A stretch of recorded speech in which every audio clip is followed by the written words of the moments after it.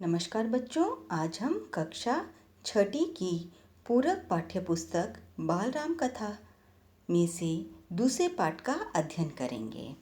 पाठ प्रारंभ करने से पहले हम ये जान लेते हैं कि पाठ 1 के अंदर हमने क्या देखा था। हमने पाठ 1 में, जिसका नाम था अवधपुरी में राम, में देखा था कि अयोध्या के जो राजा थे, राजा दशरथ, उनके कोई भी संतान नहीं थी। उस संतान को प्राप्त करने के लिए उन्होंने वशिष्ठ मुनि के कहने पर पुत्रेष्ठि यज्ञ किया था। उसके पश्चात उनकी रानियां जो थी 3, उनके 4 पुत्र हुए थे। उन्होंने 4 पुत्रों को जन्म दिया था। राजकुमार जो थे वो बड़े हो गए, उन्होंने विद्याएं सीख ली। उसी समय उनके राजमहल के अंदर विश्वामित्र नाम से एक मुनि पधारते हैं और वे राजा दशरथ से कहते हैं कि राम उन्हें सौंप दें, क्योंकि वो एक यज्ञ कर रहे हैं, एक अनुष्ठान कर रहे हैं, जिसके लिए राम की उन्हें आवश्यकता है। दशरथ उन्हें भेजना नहीं चाहते थे क्योंकि वो सबसे प्रिय पुत्र थे उनके, लेकिन सभी के समझाने बुझाने पर राजा दशरथ जो थे वो विश्वामित्र के साथ में अपने पुत्र राम और उसके साथ में उसके छोटे भाई लक्ष्मण को राजमहल से विदा कर देते हैं। अब आगे का पाठ देखते हैं। पाठ 2, पाठ का नाम है जंगल और जनकपुर। राजमहल से निकलकर महर्षि विश्वामित्र सरयू नदी की ओर बढ़े।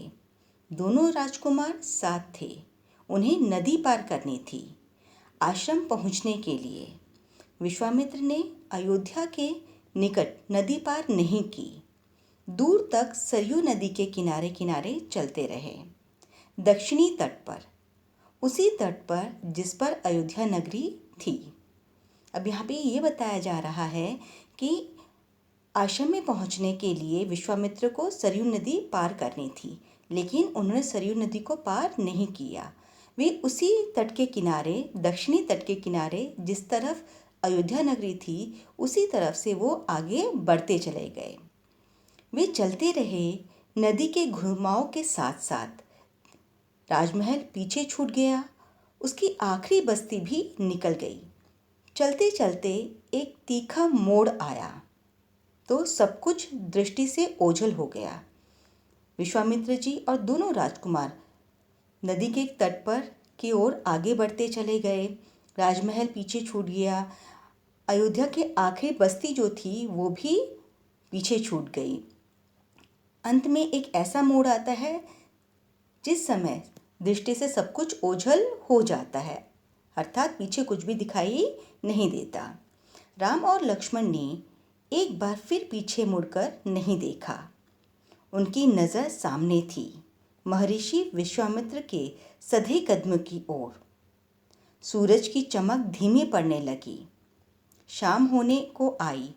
राजकुमारों के चेहरे पर थकान का कोई चिन्ह नहीं था, उत्साह था। वे दिन भर पैदल चले थे और चलने को तैयार थे। मतलब ये कि राम और लक्ष्मण जो थे उन्होंने एक बार भी पीछे मुड़ के नहीं देखा। वो विश्वामित्र जी जो थे उनके साथ साथ आगे बढ़ते चले जा रहे थे।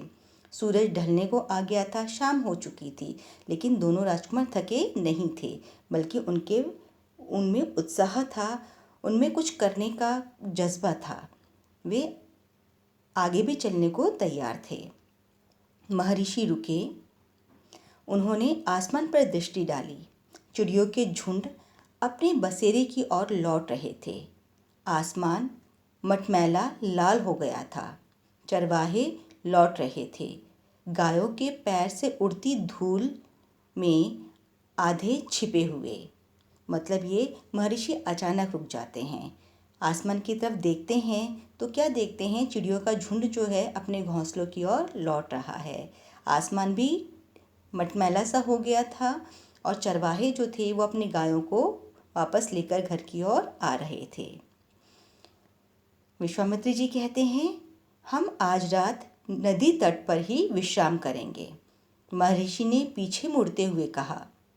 दोनों राजकुमारों के चेहरे के भाव देखते हुए विश्वामित्र हल्का सा मुस्कुराए। राम के निकट आते हुए उन्होंने कहा, मैं तुम दोनों को कुछ विद्याएं सिखाना चाहता हूँ। इन्हें सीखने के बाद कोई भी तुम पर प्रहार नहीं कर सकेगा। उस समय भी नहीं जब तुम नींद में रहो। अब विश्वामित्र जी कहते हैं कि आज हम रात को यहीं पे विश्राम करेंगे। दोनों भाई के हाव भाव जो थे शायद कुछ शंकित थे कि इस जंगल के अंदर इस सुनसान जगह पे विश्राम कैसे किया जा सकता है। तभी विश्वामित्र जी मुस्कुराते हैं और राम के निकट आके कहते हैं कि मैं तुम दोनों भाइयों को कुछ विद्याएं सिखाना चाहता हूँ, और ये सीखने के बाद में अगर तुम सो रहे होगे तब भी तुम पर कोई भी प्रहार नहीं कर सकता।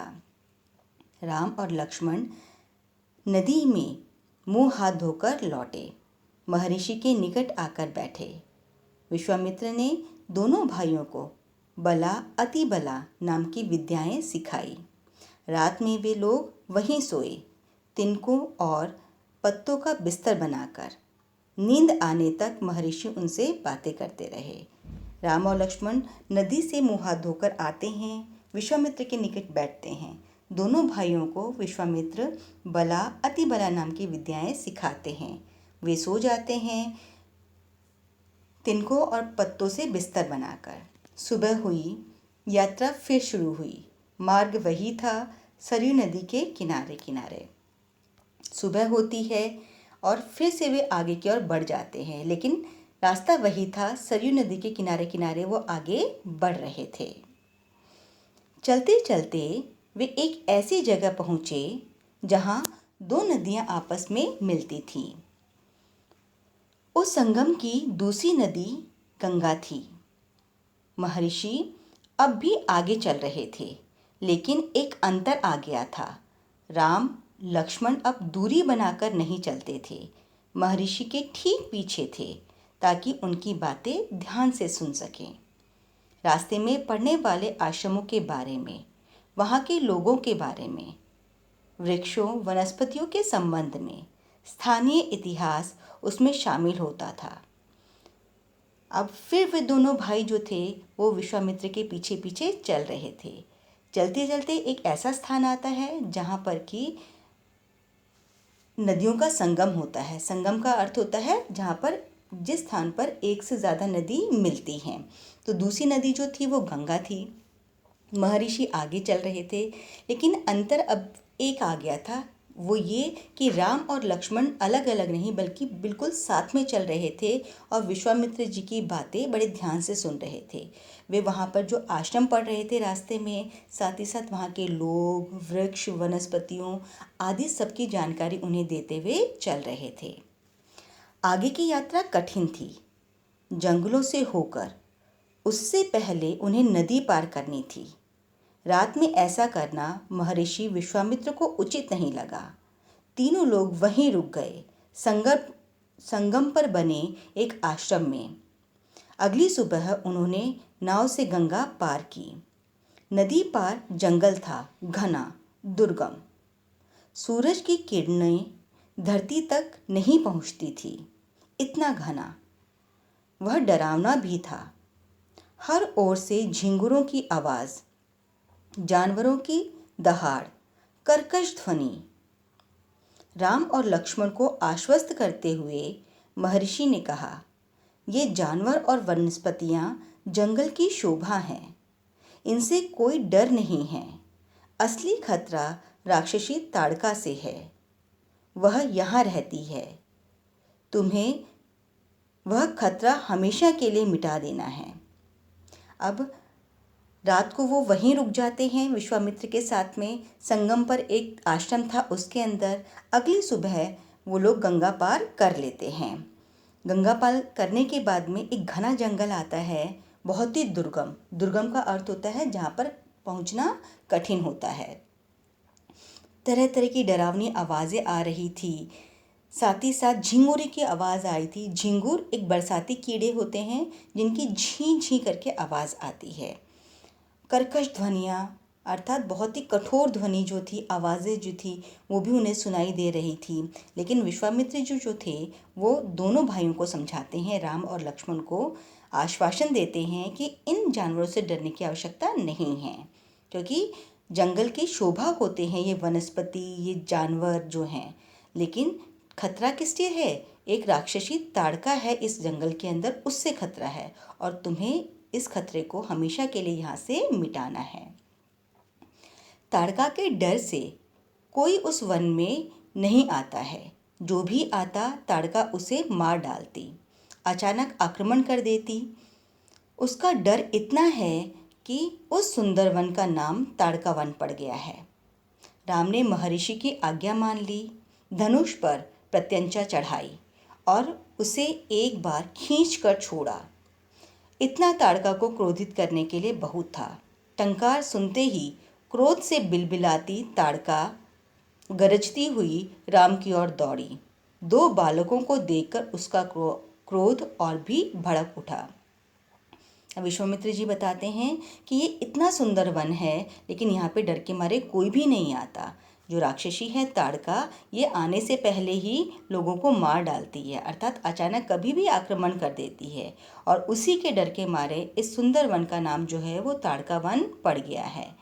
राम महर्षि से आज्ञा लेते हैं और धनुष पर प्रत्यंचा चढ़ाते हैं, अर्थात धनुष पर डोरी लगाते हैं, और उसी के साथ में धनुष को खींचकर एक बार छोड़ते हैं और उसकी टंकार की आवाज़ आती है, अर्थात धनुष की जो आवाज़ होती है वो सुनाई देती है, ध्वनि सुनाई देती है।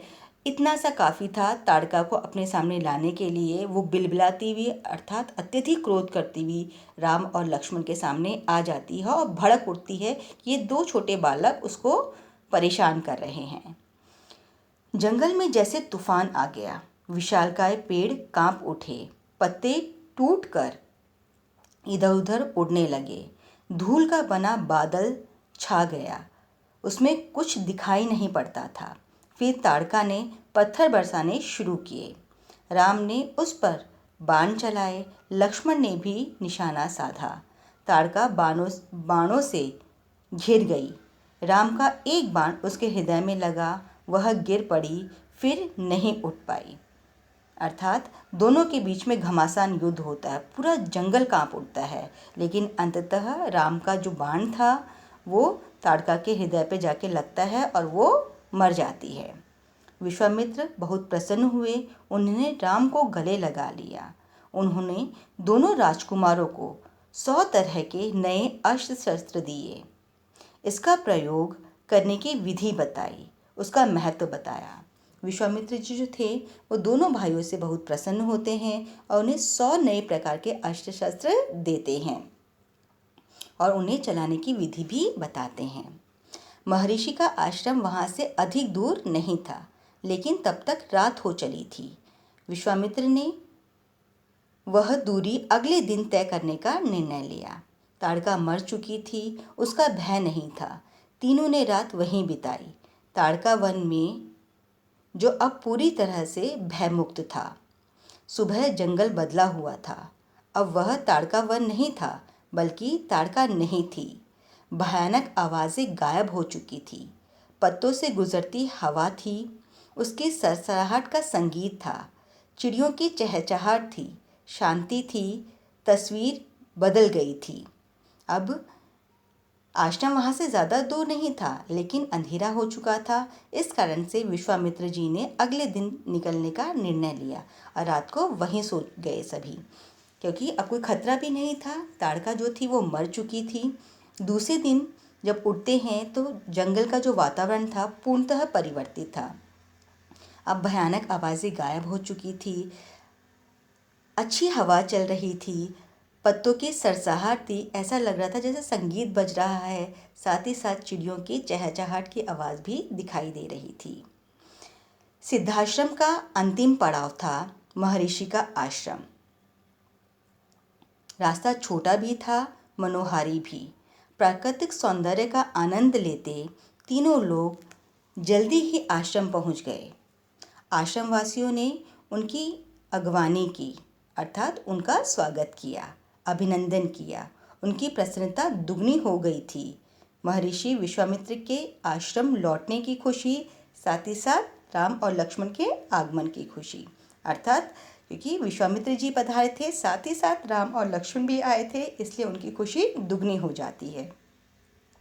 विश्वामित्र यज्ञ की तैयारी में लग गए। अनुष्ठान प्रारंभ हुआ। आश्रम की रक्षा की जिम्मेदारी राम और लक्ष्मण को सौंपकर महर्षि आश्वस्त थे, मतलब निश्चिंत थे कि किसी भी प्रकार की कोई भी घटना नहीं होने वाली है। अनुष्ठान अपने अंतिम चरण में था, पूरा होने वाला था कुछ ही दिनों में। 5 दिन तक सब ठीक ठाक चलता रहा, शांति से, निर्विघ्न, अर्थात कोई भी बाधा विघ्न नहीं आया। लगता था कि राजकुमारों की उपस्थिति से ही राक्षसों को भगा दिया है। राम और लक्ष्मण ने यज्ञ पूरा होने तक न सोने का निर्णय किया। वे लगातार जागते रहे, चौकस रहे, कमर में तलवार, पीठ पर तूणीर, हाथ में धनुष, प्रत्यंचा चढ़ी हुई, हर स्थिति के लिए तैयार। 5 दिन तक किसी प्रकार का कोई विघ्न नहीं आया। ऐसा लग रहा था कि राजकुमारों की उपस्थिति ने राक्षसों को भगा दिया है। राम और लक्ष्मण ने भी यही निर्णय किया कि जब तक यज्ञ पूरा नहीं होता वे सोएंगे नहीं। दोनों बिल्कुल चौकन्ने थे, कमर पे तलवार थी, हाथ के अंदर धनुष और पीठ पर तूणीर। तूणी का अर्थ है धनुष में डाला जाने वाला बाण। प्रत्यंचा चढ़ी हुई थी। हर स्थिति के लिए दोनों भाई तैयार थे। अनुष्ठान का अंतिम दिन। अचानक भयानक आवाज़ों से आसमान भर गया। सुबाहु और मारीच ने राक्षसों के दल बल के साथ आश्रम पर धावा बोल दिया। मारीच क्रोधित था, यज्ञ के अलावा भी इस बात से कि राम और लक्ष्मण ने उनकी माता को मारा, ताड़का को। राम ने राक्षसों का हमला होते ही कार्यवाही की, धनुष उठाया और मारीच को निशाना बनाया। मारीच बाण लगते ही मूर्छित हो गया था। बाण के वेग से बहुत दूर जाके गिरा, समुद्र के किनारे। वह मरा नहीं। जब होश में आया तो उठकर दक्षिण दिशा की ओर भाग गया। राम का दूसरा बाण सुबाहु को लगा, उसके प्राण वहीं निकल गए। सुबाहु के मरने पर राक्षस सेना में भगदड़ मच गई। वे चीखते चिल्लाते भागे। कुछ लक्ष्मण के बाणों का शिकार हुए। अब अनुष्ठान के 5वें दिन जो था, अंतिम दिन, वहाँ पर मारीच और सुबाहु नाम के राक्षस आक्रमण कर देते हैं। मारीच जो था वो क्रोधी था राम और लक्ष्मण से, क्योंकि उसकी माता का वध इन दोनों भाइयों ने किया था, ताड़का का वध। राम ने दोनों राक्षसों पर कार्यवाही की, धनुष उठाया और मारीच को निशाना बांधा। मारीच मूर्छित हो जाता है और दक्षिण दिशा की तरफ समुद्र के किनारे जाकर गिरता है। होश में आता है तो वो दक्षिण दिशा की ओर भाग जाता है। सुबाहु का पर जब तीर लगता है तो वो वहीं पर मर जाता है और जितनी भी राक्षस सेना थी वो चीखते चिल्लाते वहाँ से भाग जाती है और कई लोग जो थे वो लक्ष्मण के बाणों के शिकार हो जाते हैं। अन्य जान बचाकर वहाँ से भाग खड़े हुए। महर्षि विश्वामित्र का अनुष्ठान संपन्न हुआ। राम ने महर्षि को प्रणाम करते हुए पूछा, अब हमारे लिए क्या आज्ञा है मुनिवर? महर्षि ने राम को गले लगाया, कहा, हम लोग यहाँ से मिथिला जाएंगे, महाराज जनक के यहाँ, विदेह राज के दरबार में। मैं चाहता हूँ कि तुम दोनों भी मेरे साथ चलो, उनके आयोजन में हिस्सा लेने। महाराज के पास एक अद्भुत शिव धनुष है, तुम भी उसे देखो। अब अनुष्ठान पूरा हो जाता है। राम महर्षि को प्रणाम करते हैं और पूछते हैं कि मुनिवर, अब हमारे लिए क्या आज्ञा है? विश्वामित्र जी जो थे वो कहते हैं, अब हम लोग यहाँ से मिथिला जाएंगे, राजा जनक के पास में। वहाँ पर उनके दरबार में एक आयोजन है, उसमें सम्मिलित होंगे। उनके पास एक शिव धनुष भी है, बहुत अद्भुत है। मैं चाहता हूँ कि तुम दोनों भाई उस धनुष को देखो। राम और लक्ष्मण अगली यात्रा को लेकर उत्साहित थे। नए स्थान देखने और जानने का अवसर। सो नदी पार कर विश्वामित्र मिथिला की सीमा के पास पहुँचे। अपने शिष्यों और राजकुमारों के साथ वे गौतम ऋषि के आश्रम से होते हुए नगर में पहुँचे। राजा जनक ने महल से बाहर आकर विश्वामित्र का स्वागत किया। तभी उनकी दृष्टि राजकुमारों पर पड़ी। विदेहराज चकित रह गए, वे स्वयं को रोक नहीं पाए। महर्षि से पूछा, ये सुंदर राजकुमार कौन हैं? मैं इनके आकर्षण से खिंचता जा रहा हूँ। अब राम और लक्ष्मण जो थे वो अगली यात्रा के लिए उत्साहित थे, उत्सुक थे। वे महर्षि के साथ में मिथिला की ओर चल पड़ते हैं। बीच के अंदर गौतम ऋषि के आश्रम में भी जाते हैं। राजा जनक को जब पता चलता है विश्वामित्र जी पधारे हैं तो वो उनका स्वागत करने के लिए महल से बाहर आ जाते हैं। स्वागत किया जाता है, तभी उनकी नज़र जो है दोनों राजकुमारों पर जाती है और वह महर्षि से पूछते हैं कि ये राजकुमार कौन है, मैं इनके आकर्षण से खींच रहा हूँ। आकर्षण का अर्थ होता है कि आकर्षित करना। ये राम और लक्ष्मण है, मुनिवर ने कहा, महाराज दशरथ के पुत्र। मैं इन्हें अपने साथ लाया हूँ आपका अद्भुत धनुष दिखाने। तभी महर्षि बताते हैं कि दोनों राम और लक्ष्मण हैं, महाराज दशरथ के पुत्र हैं। मैं आपका अद्भुत धनुष जो है वो दिखाने के लिए इन्हें लाया हूँ। विदेहराज ने महर्षि, उनके शिष्यों और राजकुमार के ठहरने की व्यवस्था की एक सुंदर उद्यान में। अगले दिन सभी आमंत्रित लोग, ऋषि मुनि और राजकुमार यज्ञशाला में उपस्थित हुए। वहाँ महर्षि ने फिर धनुष का उल्लेख किया। महाराज जनक ने अपने अनुचरों को आज्ञा दी शिव धनुष को यज्ञशाला में लाया जाए। शिव धनुष सचमुच विशाल था, लोहे की पेटी में रखा हुआ था। पेटी में पहिए लगे हुए थे, 8 पहिए। उसे उठाना लगभग असंभव था। पहियों के सहारे खिसका कर उसे एक से दूसरी जगह ले जाया जाता था। अनुचर मुश्किल से उसे खींचते हुए यज्ञशाला में ले आए। धनुष देखते ही विदेहराज एक पल के लिए उदास हो गए। अब महर्षि जो थे दूसरे दिन सभा में पहुंचते हैं, जहां पर कि यज्ञशाला थी। उनके शिष्य साथ ही साथ राजकुमार भी वहां पहुंचते हैं। तभी वे दोबारा से उस शिव धनुष की चर्चा करते हैं। राजा जनक जो थे वो अपने अनुचरों को बुलाते हैं, धनुष लाने के लिए कहते हैं। वाकई शिव धनुष बहुत विशाल था, उसे सामान्य व्यक्ति उठा नहीं सकता था। उसे 8 पहियों वाली एक पेटी में रखा हुआ था, जिसके नीचे पहिए लगे हुए थे। उसी को खिसकाकर धनुष को इधर उधर ले जाया जाता था। विदेहराज कुछ उदास होते हैं। उन्होंने कहा, मुनिवर, मैंने प्रतिज्ञा की है अपनी पुत्री सीता के विवाह के संबंध में। जो यह धनुष उठाकर उस पर प्रत्यंचा चढ़ा देगा, उसी के साथ सीता का विवाह होगा। अनेक राजकुमारों ने प्रयास किए और लज्जित हुए। उठाना तो दूर, वे इसे हिला तक नहीं सके। प्रत्यंचा क्या चढ़ाते। अब राजा जनक जो थे वो मुनिवर को बताते हैं कि मैंने ये प्रतिज्ञा की है कि जो भी इस धनुष को उठाकर इस पर प्रत्यंचा चढ़ाएगा, मैं अपनी पुत्री सीता का विवाह उससे करूँगा। लेकिन काफ़ी सारे जो राजकुमार थे उन्होंने इसका प्रयास किया, लेकिन शर्मिंदा हुए, वो इसे हिला भी नहीं पाए।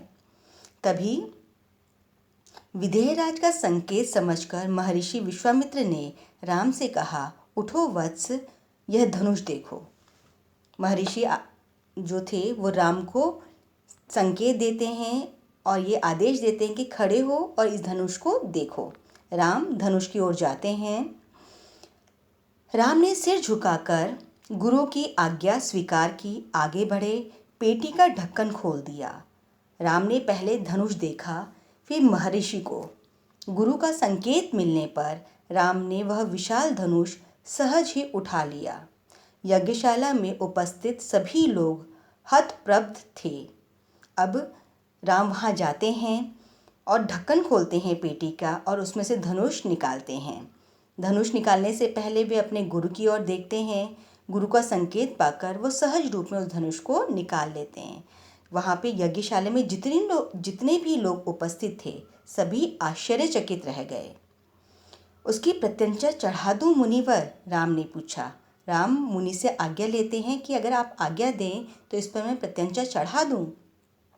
अवश्य, यदि ऐसा कर सकते हो तो। मुनि उन्हें आज्ञा देते हैं। विदेहराज चकित थे।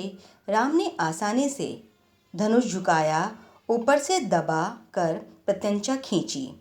दबाव से धनुष बीच से टूट गया। उसके 2 टुकड़े हो गए, बच्चों के खिलौने की तरह। यज्ञशाला में सन्नाटा छा गया। सब चुप थे, एक दूसरे की ओर देख रहे थे। विदेहराज इस बात को देखकर चकित रह जाते हैं कि जो धनुष आसानी से कोई भी हिला नहीं सकता, उसे सहज ही खिलौने रूप में राम ने उठा लिया और उस पर प्रत्यंचा चढ़ा रहे हैं। जैसे ही वो प्रत्यंचा चढ़ाने के लिए धनुष को थोड़ा सा झुकाते हैं, वो धनुष बीच से टूट जाता है। यज्ञशाला के अंदर सन्नाटा छा जाता है। सब लोग एक दूसरे की ओर देखने लगते हैं। सभागार की चुप्पी महाराज जनक ने तोड़ी। उनकी खुशी का ठिकाना न था। उन्हें सीता के लिए योग्य वर मिल गया था। उनकी प्रतिज्ञा पूरी हुई। जनक राज ने कहा, मुनिवर, आपकी अनुमति हो तो मैं महाराज दशरथ के पास संदेश भेजूं, बारात लेकर आने का निमंत्रण। यह शुभ संदेश उन्हें शीघ्र भेजना चाहिए। महर्षि की अनुमति से दूत अयोध्या भेजे गए, सबसे तेज चलने वाले रथों से। इस बीच जनकपुर में धूम मच गई। बारात के स्वागत की तैयारियां होने लगी। नगर की प्रसन्नता चरम सीमा पे थी। सभागार के अंदर जो चुप्पी थी, राजा जनक उसको तोड़ते हैं। उनकी खुशी का ठिकाना नहीं रहता, क्योंकि सीता के लिए, उनकी पुत्री के लिए उन्हें योग्य वर मिल चुका था। साथ ही साथ वो मुनि से आज्ञा मांगते हैं कि अयोध्या में सूचना भिजवा दी जाए। तो मुनिवर उन्हें आज्ञा देते हैं और सबसे तेज चलने वाले घोड़ों के माध्यम से अयोध्या के अंदर सूचना पहुंचाई जाती है। महाराज जनक का संदेश मिलते ही अयोध्या में भी खुशी छा गई। आनन फानन में बारात तैयार हुई। हाथी, घोड़े, रथ, सेना। बारात को मिथिला पहुंचने में 5 दिन लग गए। जनकपुरी जगमगा रही थी। हर मार्ग पर तोरण द्वार, हर जगह फूलों की चादर, एक एक कोना सुवासित। हर घर के प्रवेश द्वार पर वंदनवार, एक एक घर से मंगल गीत। मुख्य द्वार पर दर्शकों की अपार भीड़। खिड़कियों और छतों से झांकती महिलाएं एक नज़र राम को देख लें, सीता और राम की जोड़ी दिख जाए। जनकपुरी के अंदर खूब खुशियां मनाई जा रही थी। हर मार्ग पर तोरण द्वार था, जगह जगह फूलों की चादर बिछाई गई थी। हर घर के मुख्य द्वार पर वंदनवार किया जा रहा था, मंगल गीत गाए जा रहे थे। सभी की एक ही प्रयास था कि किसी भी प्रकार से राम और सीता दिख जाए। विवाह के ठीक पहले विधेयराज ने महाराज दशरथ से कहा, राजन, राम ने मेरी प्रतिज्ञा पूरी कर बड़ी बेटी सीता को अपना लिया। मेरी इच्छा है कि मेरी छोटी पुत्री उर्मिला का विवाह लक्ष्मण से हो जाए। मेरे छोटे भाई कुशध्वज की भी 2 पुत्रियां हैं, मांडवी और श्रुतकीर्ति। कृपया उन्हें भरत और शत्रुघ्न के लिए स्वीकार करें। राजा दशरथ ने यह प्रस्ताव तत्काल मान लिया। विवाह के बाद बारात कुछ दिन जनकपुर में रुकी। बाराती बहुओं को लेकर अयोध्या लौटे तो रानियों ने पुत्र वधुओं की आरती उतारी। स्त्रियों ने फूल बरसाए। शंख ध्वनि से गलियां गूंज उठी। यह आनंदोत्सव लगातार कई दिनों तक चलता रहा। अब विवाह से पहले जो राजा जनक थे, वे महाराज दशरथ के पास जाते हैं और उनसे विनती करते हैं कि सीता का विवाह राम से हो रहा है। मेरी एक और पुत्री है उर्मिला, मैं चाहता हूँ कि उसका विवाह लक्ष्मण से हो जाए। साथ ही साथ मेरा छोटा भाई जो है, जिसका नाम कुशध्वज है, उसकी 2 पुत्रियाँ हैं, मांडवी और श्रुतकीर्ति। अगर आपकी कृपा हो तो भरत और शत्रुघ्न के लिए उन्हें स्वीकार कर लीजिए। राजा दशरथ उनके प्रस्ताव को मान लेते हैं। विवाह होता है। पूरी जनकपुरी जो थी वो खुशियों से नाच उठती है। बारात विदा की जाती है। बाराती जो थे अपनी बहुओं को लेकर अयोध्या लौटते हैं। रानियों ने अपने पुत्र वधुओं का स्वागत किया, आरती उतारी। स्त्रियों ने फूल बरसाए, शंख की ध्वनि बजाई जाती है। हर गली में ये गूंज बज उठती है। आनंद का यही उत्सव जो है कई दिनों तक अयोध्या में चलता रहता है। तो बच्चों, ये पाठ था जंगल और जनकपुर।